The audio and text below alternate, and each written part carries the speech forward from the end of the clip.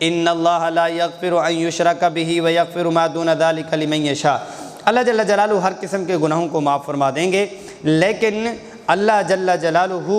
جو شرک کا گناہ ہے اس کو معاف نہیں فرما دیں گے۔ ومن یشرک باللہ فقد افتری اثما عظیما، جو کوئی شرک کرتا ہے اس نے بہت بڑے گناہ کا ارتکاب کیا ہے۔ لیکن یہ ہے کہ اس کی کلی نہیں ہے، جیسے ہم ایک فتویٰ لگاتے ہیں، ایک تو یہ ہے کہ جو شرک والا ہے اگر کوئی بیچارہ دربار پہ چلا گیا ہے، اگر عقیدہ بھی اس کا نہیں ہے، ہاں جو کلی طور پر ایسا کر رہے ہیں پھر بھی ان کی تفصیل کرنی چاہیے، ایسے کسی کو مشرک کہہ دینا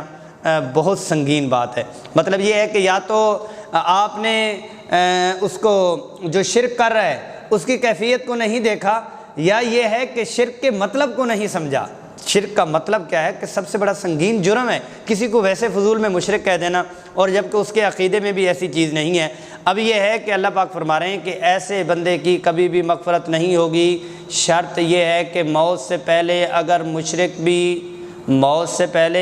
اگر مشرک بھی توبہ کرے گا تو اس کی بھی توبہ قبول ہو جاتی ہے۔ لن یشرکا کا مطلب یہ ہے کہ شرک توحید والے عقیدے پر اگر اس کی موت نہ آئی تو پھر کبھی بھی اس کی مغفرت نہیں ہوگی۔ توحید والے عقیدے پر اگر اس کی موت آ گئی پھر بڑے بڑے گناہ بھی ہوئے، ایک نہ ایک دن خالص توحید اس کو معاف کروا کے جنت میں داخل کرے گی، لیکن جو شرک ہے لن یغفر، کبھی بھی معاف نہیں کیا جائے گا۔